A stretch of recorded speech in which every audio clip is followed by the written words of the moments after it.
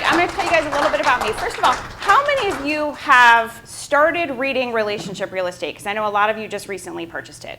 Okay, so I'm not going to bore you with too many details about my past. What I am going to say is that I've had my license 21 years, almost 22. I didn't do general real estate until I actually moved to Arizona 6 years ago, 6.5 now. And in Florida, what I did was I negotiated short sales, loan modifications, built law offices. I started my career in timeshare. Yes, you will learn some of those techniques because it's very helpful. So I'm very happy that I did that. But I kind of burned out on that, and that's when I went into the foreclosure defense. And when I moved here, I literally picked up and sold everything I owned in a week. I just decided I want a do-over. And I sold everything.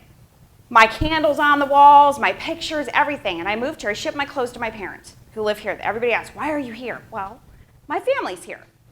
So I get here and I'm like, I don't want to do real estate. Guess what? I didn't want to do real estate because I didn't want my ex-husband to do real estate with me. And I knew that he would quit his job. Notice ex. Okay, that's very important. I didn't want him to do real estate with me. And so I went back to car sales. I was very good at it, but I was working 16 hours in a day, and they were telling me to make more phone calls after I sold 3 vehicles. I'm like, really? Really? I'm going home. Sorry. And then I went back into timeshare, which I could not sell to save my life because now I know too much about timeshare. So I didn't do well at that. However, everybody would sit at my desk and counsel with me while I was there, and then they would go out and sell a bunch of timeshare. So they tried to keep me. I'm like, I'm sorry, I can't work for minimum wage. I have to go. So I activated my license here in January of 2017. And I was scared to death. I had never sat open houses. I had never gotten in a car and driven people around to see homes. I didn't know what to do. And it was like I was afraid to go by myself. I actually had to have him come with me because, lo and behold, he did quit his job the day after I activated my license here. Yeah, and by the way, we had no savings. None. Yeah. Jonathan. So, no, I had to literally make a paycheck in 6 weeks or we were going to be homeless because my family didn't like him either and they said we couldn't move back in. 6 weeks. So I jump in. I go out. I do my first open house. I did it. I was scared to death. I didn't know what to say. I didn't know what to do. By the second one, I was feeling a little more comfortable. I ended up selling the home that I was sitting the second week at the open house because I had gotten a little more comfortable now. I knew the drill. And I also negotiated $25,000 worth of furniture in the deal. And I go back to my office, which at the time was Keller Williams, and everybody there was like, how did you sell the home you were sitting? We don't ever see anybody do that. And I'm like, well, what do you mean? I just asked them if they wanted it. It was pretty simple. I mean, we had a rapport, okay? Because in all of my past experience, I knew how to build rapport. So they finally told me, yes, I want to buy this. I want to write an offer. Great, let's do it. I didn't even know how to write an offer here. I knew how to in Florida. I did not know how to do it here. So I pulled it out, and I started writing it up. I'm sure it was a horrible contract, but I just started winging it because they wanted to buy it.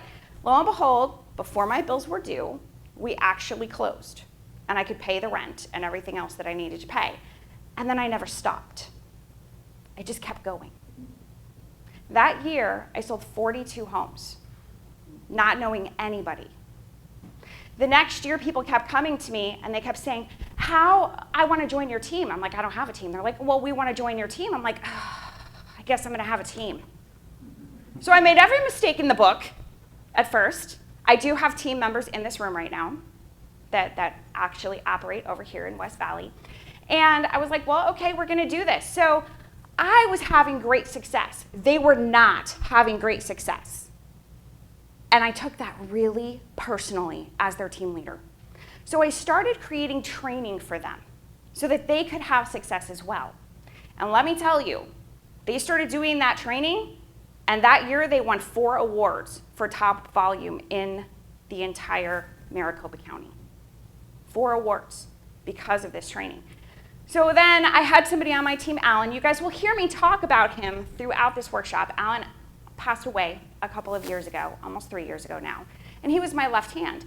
And Alan was like, why would you give the secret away? Don't give our secrets away. We don't need to make more competition for ourselves.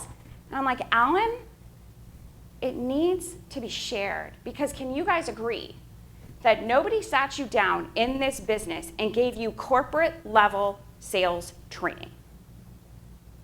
Any of you? No.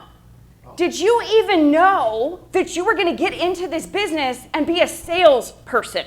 No. That wasn't the thought. You're like, oh yeah, my friends and family will buy from me. I love homes. I love walking through them. I'll just put some posts on Facebook and people will call me and I can make my own hours. How many of you actually make your own hours? No, I don't even make my own hours. So we got in with all these myths, and then nobody actually tells us how to do what we're supposed to do.